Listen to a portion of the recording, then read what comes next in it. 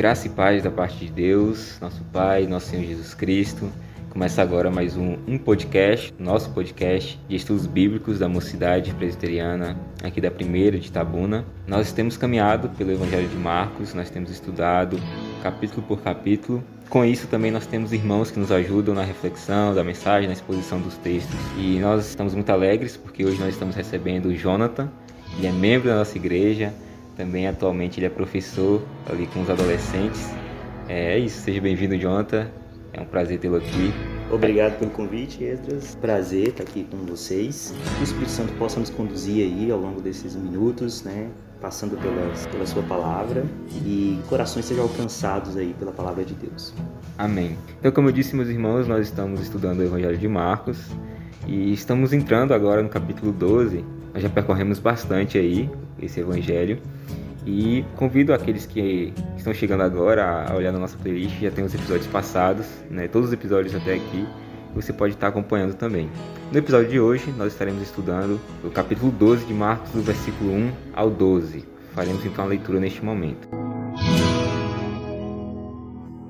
Diz assim a palavra: Depois entrou Jesus a falar-lhes por parábola. Um homem plantou uma vinha, cercou-a de uma sebe, construiu um lagar, edificou uma torre, arrendou-a a uns lavradores e ausentou-se do país. No tempo da colheita, enviou um servo aos lavradores para que recebesse deles dos frutos da vinha. Eles, porém, o agarraram, espancaram e o despacharam vazio. De novo, lhes enviou outro servo, e eles o esbordoaram na cabeça e o insultaram. Ainda outro lhes mandou, e a este mataram. Muitos outros lhes enviou, dos quais espancaram uns e mataram outros. Restava-lhe ainda um, seu filho amado. A este lhes enviou, por fim, dizendo: Respeitarão meu filho. Mas os tais lavradores disseram entre si: Este é o herdeiro. Ora, vamos, matemo-lo, e a herança será nossa. E agarrando-o, mataram-no e o atiraram para fora da vinha. Que fará, pois, o dono da vinha? Virá, exterminará aqueles lavradores e passará a vinha a outros. Ainda não lestes esta escritura: a pedra que os construtores rejeitaram, essa veio a ser a principal pedra angular. Isto procede do Senhor e é maravilhoso aos nossos olhos? E procuravam prendê-lo, mas temiam o povo, porque compreenderam que contra eles proferira esta parábola. Então, desistindo, retiraram-se. Então, essa palavra de hoje, e os irmãos estejam atentos agora, o nosso irmão Jonathan está com a palavra. Obrigado. Nós vamos passar por esses versículos, e discutirmos um pouco sobre o que Deus tem a nos falar, por meio dela. Jesus, ele, durante seu ministério terreno, ele usou, muitas parábolas para se revelar ao povo e também revelar o seu reino, E essa parábola, ela, de uma forma muito bem colocada aqui pelo evangelista Marcos, ela vem logo após de alguns eventos que, de alguma maneira, está ligada a elas. Por exemplo, a entrada triunfal de Jesus em Jerusalém, onde ele veio ali para cumprir o que estava lá em Zacarias 9:9, Ele, num ato simbólico, ele se mostrava ali como, se apresentava como um rei de Israel, o Messias que era esperado pela nação. E essa parábola, ela está de algum modo ligada a essa entrada triunfal e também aos eventos que aconteceram após a entrada triunfal, onde Jesus ele estava no seu ministério, conduzindo o seu ministério com muitos sinais, curas, libertações, e por vários momentos Jesus ele foi cercado pelos líderes daquela época, os sacerdotes, os escribas, os anciãos. Por diversos momentos Jesus ele foi confrontado por esses homens em relação ao seu ministério, e Jesus respondia a esses homens de muitas maneiras, e uma das maneiras que ele fez isso é por meio da parábola. Então essa parábola dos lavradores maus veio justamente depois de vários eventos, onde Jesus curou, e os sacerdotes eles começaram a questionar a Cristo, a Jesus, questionar de onde que vinha a autoridade dele, Então, no capítulo anterior, ele termina justamente com esse momento onde a autoridade de Jesus é questionada pelos sacerdotes. E ele entra então aqui com esses mesmos homens, que estavam questionando a autoridade de Jesus. Jesus entra contando uma parábola, Como as parábolas é um meio onde Jesus usa para se revelar, né? E para revelar também os desígnios do seu reino, ele apresenta vários personagens, como toda parábola, né? E nós vamos verificar aqui quem são os personagens dessa parábola. Então, no versículo 1 aí, nós percebemos que Jesus introduz os principais personagens. Que diz assim: depois entrou Jesus a falar-lhe por parábola. Um homem plantou uma vinha, cercou-a de um sebe, construiu um lagar, edificou uma torre, arrendou-a a uns lavradores e ausentou-se do país. É interessante porque Jesus, ele usa o contexto ali, o contexto social da Galileia, para mostrar, dentro de algo que era comum, como que ele estabelecia o seu reino, como que o Pai estabeleceu o seu reino e como que o Pai o estabeleceu como rei deste reino. Então, esse homem, quem é esse homem que Jesus está falando aqui, que plantou essa vinha? Esse homem é o Pai, é o Deus Pai. Então, Deus Pai plantou essa vinha. Quem é essa vinha? Seu povo, seu reino, né? Então, esses dois personagens são apresentados aqui. O homem como Deus Pai e a vinha como o reino de Deus. Interessante que Jesus mostra que ele cuidou dessa vinha, né? De uma maneira especial, ele cuidou dessa vinha, né? Como diz aqui, cercou-a, né? Ele cuidou, né? Colocou uma cerca, ele construiu ali um lagar, ele edificou uma torre ali, uma torre para o vigia, justamente porque o Pai, ele ama o seu povo, né? Então ele escolheu a nação de Israel e estabeleceu o seu reino na terra, escolheu aquele povo e conduziu aquele povo com amor.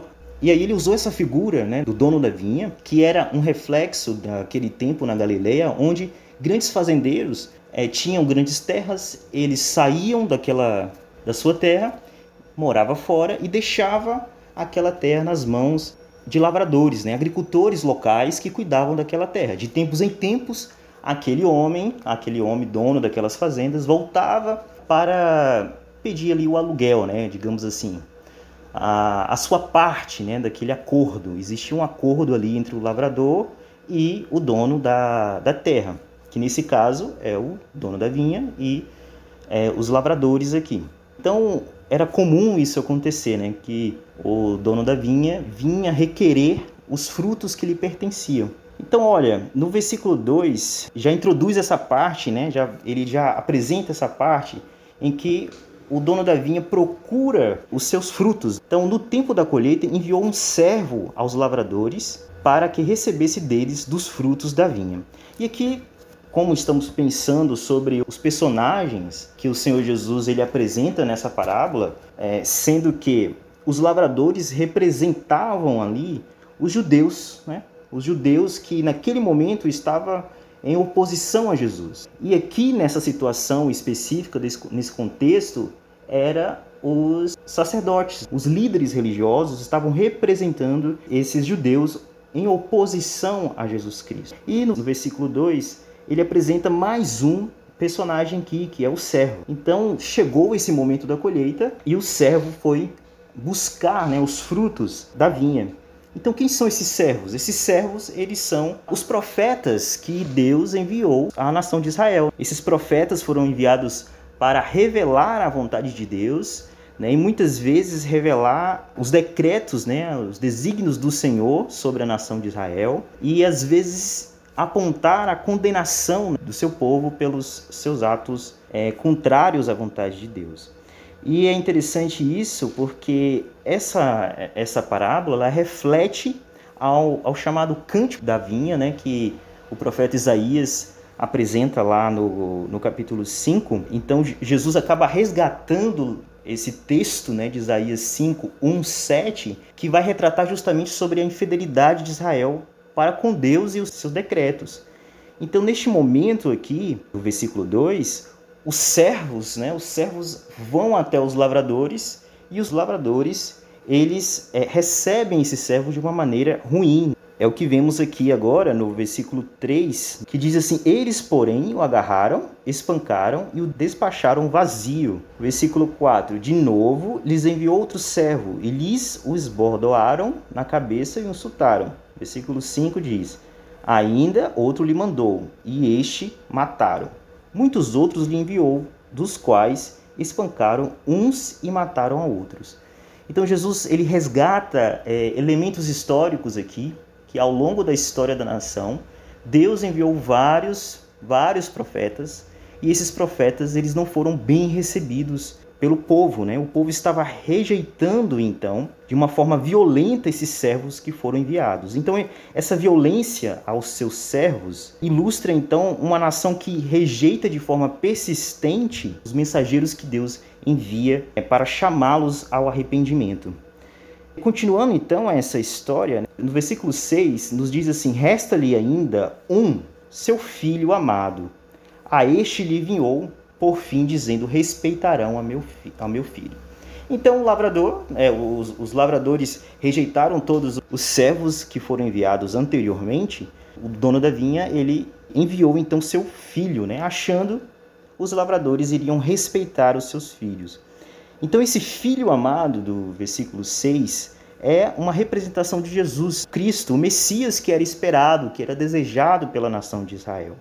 E aí é bom nós lembrarmos do versículo lá em Hebreus, no capítulo 1 e 2, que diz assim: havendo Deus outrora falado muitas vezes e de muitas maneiras aos pais pelos profetas, nesses últimos dias nos falou pelo Filho, a quem constituiu o herdeiro de todas as coisas, pelo qual também fez o universo.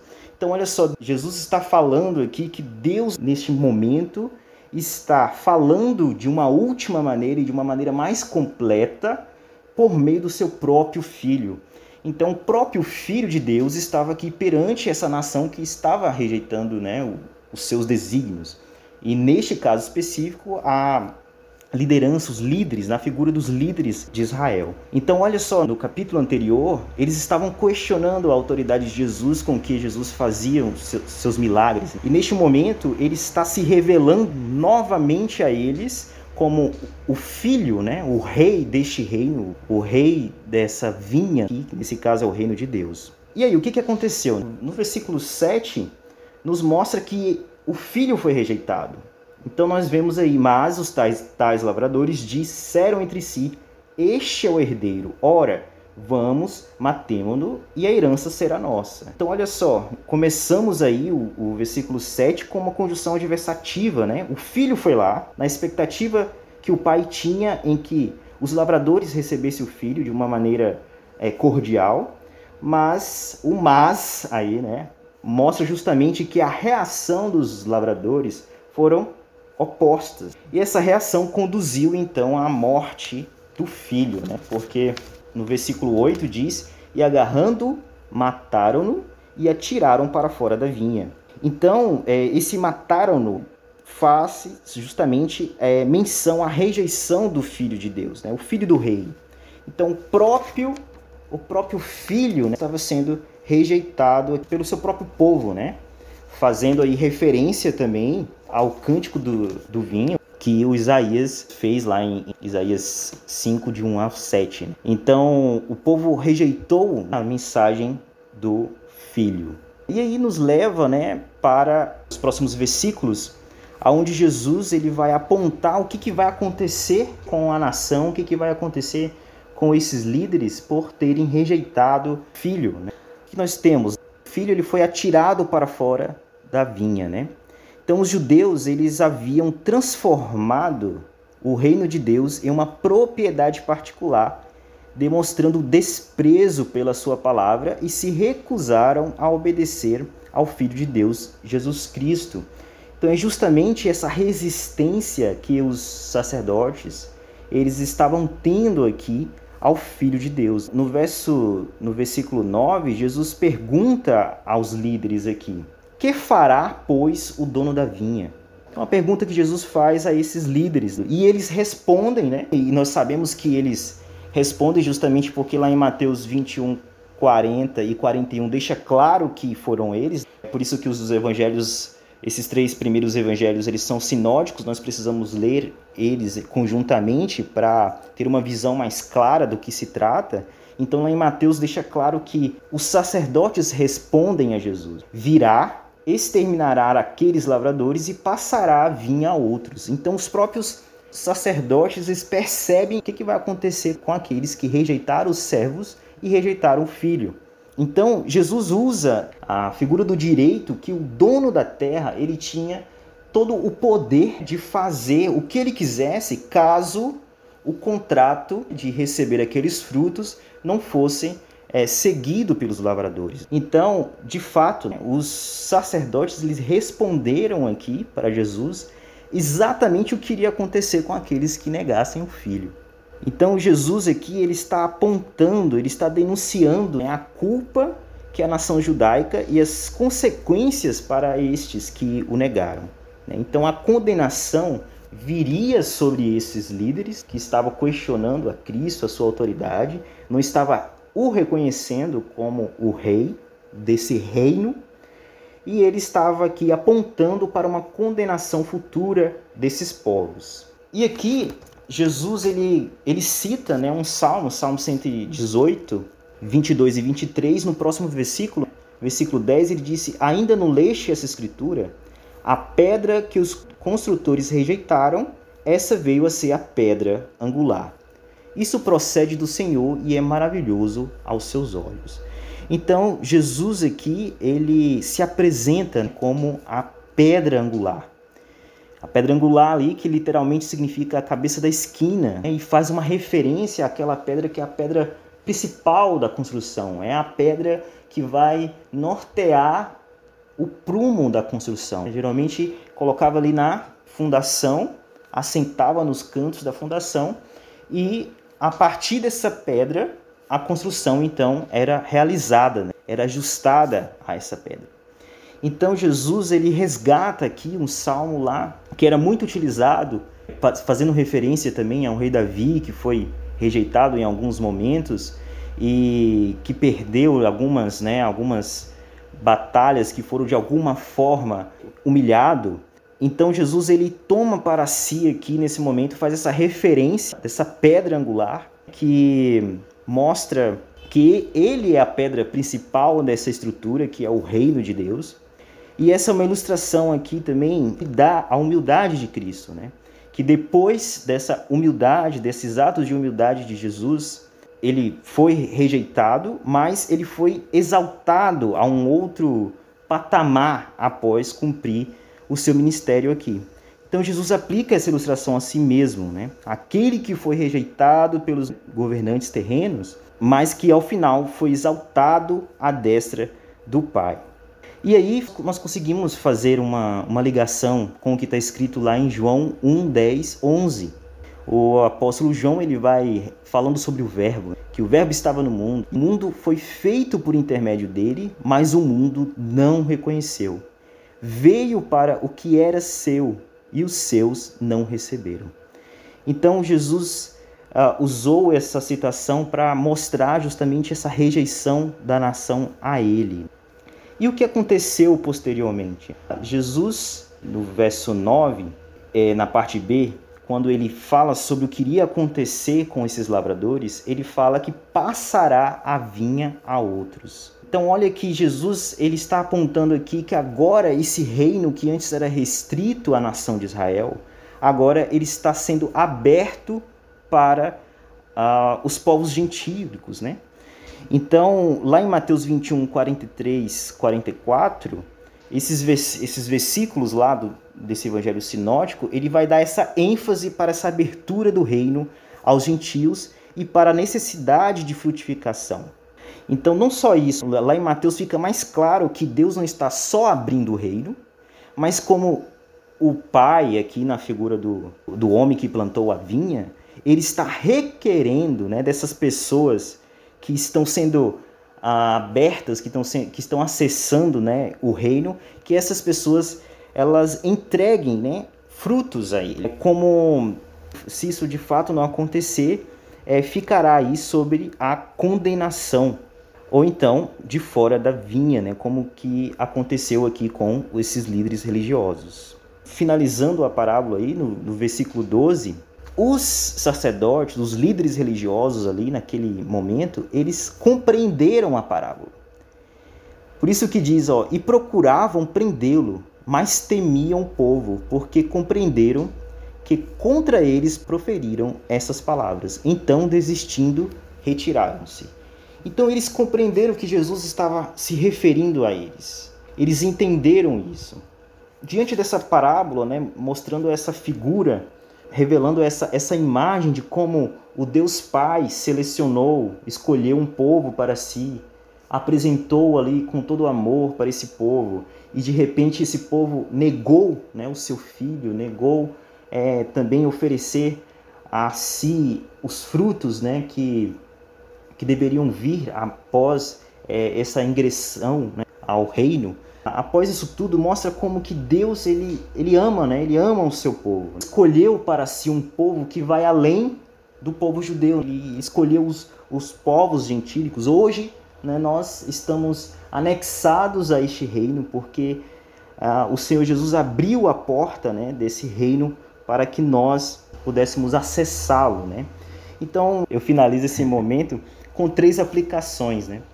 Então, a primeira aplicação é que o reino foi aberto para nós, os gentios, e temos a oportunidade de acessá-los por meio de Jesus Cristo, né? Chamando para nós aqui o que está escrito lá em João 1:12. Mas a todos quanto receberam, deu-lhes o poder de serem feitos filhos de Deus, a saber, aos que crerem no seu nome. Que coisa maravilhosa, né? Nós temos acesso a esse reino do Senhor. E nós temos esse acesso por meio de um título que é filhos de Deus. Nós somos feitos filhos de Deus, né? Nós somos filhos adotivos de Deus. Porque o Pai enviou o seu Filho, né? E o seu Filho nos alcançou. A segunda aplicação aqui que eu faço é que, assim como o dono da vinha, Deus continua a oferecer oportunidade para que os pecadores se arrependam. Então, ao longo da parábola, nota-se que vários servos foram até os lavradores, né? Culminando então na ida ali do filho até os lavradores.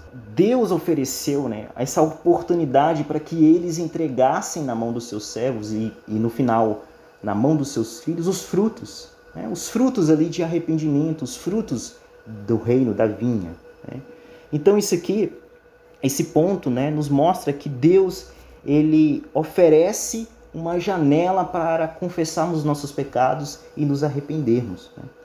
E lá na carta de 1 João 1,9 diz, né, se confessarmos os nossos pecados, ele é fiel e justo para nos perdoar os pecados e nos purificar de toda injustiça.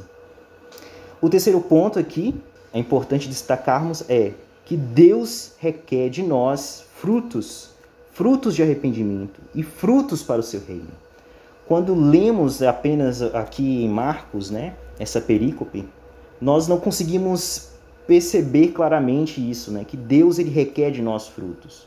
Mas quando nós lemos juntamente, né, com o texto lá de Mateus 21, 33 a 46, fica claro que o dono da vinha ele requer os frutos da vinha. Então, nós precisamos nos posicionar. Que frutos são esses que o Senhor ele nos requer? Então Deus ele está pedindo ali os frutos de arrependimento e os frutos para o seu reino, né? Nós precisamos trabalhar na vinha, né? Não somente obedecendo aos seus decretos, aos seus mandamentos, mas entregando a ele os frutos da vinha, né? Trabalhando na vinha, zelando pela vinha. Fecho com o texto de Mateus 7, 17 e 19, que diz assim: toda árvore boa produz bons frutos, porém a árvore má produz frutos maus. Não pode a árvore boa produzir frutos maus, nem a árvore má produzir frutos bons. Toda árvore que não produz bom fruto é cortada e lançada ao fogo. Então, o juízo de Deus vai vir sobre aqueles que não frutificam. Os lavradores aqui não entregaram os frutos ao dono da vinha. E o juízo veio sobre os lavradores. Da mesma forma, os povos deste tempo que não receberam a Cristo, não entregavam dessa maneira o fruto, né, para o dono da vinha. E eles foram rejeitados pelo dono da vinha. Foram cortados e lançados ao fogo.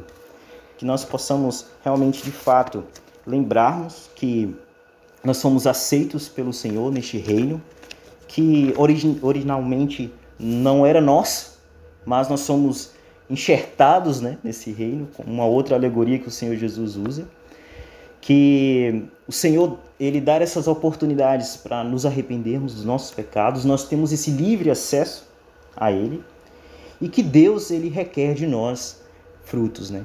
Então que possamos de fato nos doarmos para o reino, nos doarmos para o dono da vinha, e que naquele grande dia nós possamos de fato entregar, né, os frutos que é dele, por direito. Amém. Glória a Deus, glória ao Senhor. Obrigado, irmão Jonathan, pela disponibilidade, pela contribuição no nosso episódio de hoje. Que o Senhor esteja abençoando a sua vida, dando cada vez mais sabedoria no entendimento da palavra, na pregação também da palavra. Nós agradecemos também você que está escutando e está acompanhando os nossos estudos por aqui, né? A gente convida aí a continuar, temos ainda alguns capítulos pela frente, então sigam firmes também nesse estudo conosco, né? Compartilhando com familiares, com amigos, irmãos, evangelizando também.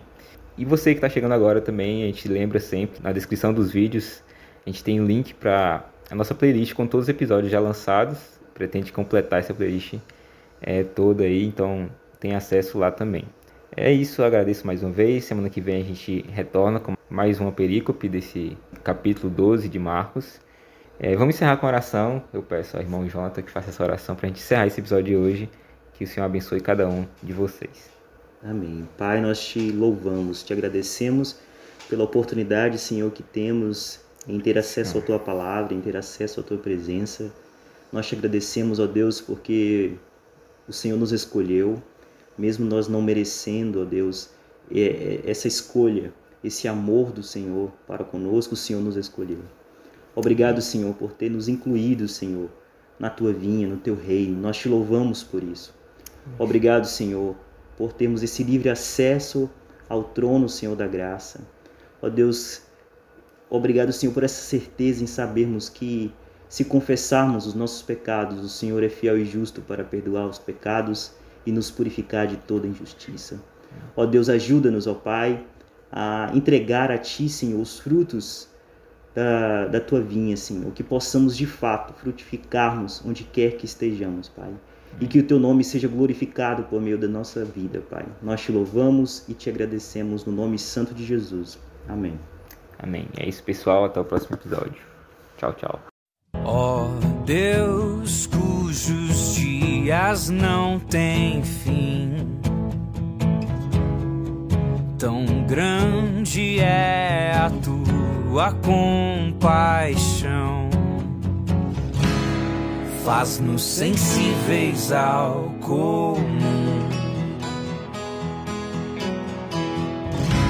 A vida é breve e incerta.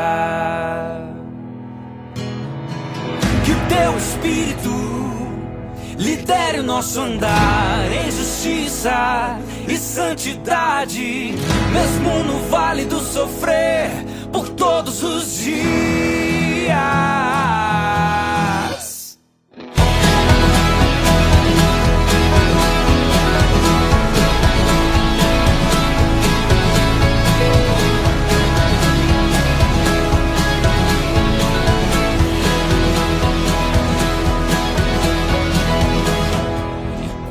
A nossa geração passar, servindo a quem se foi, a quem será, faz-nos sensíveis ao comum. A vida é breve.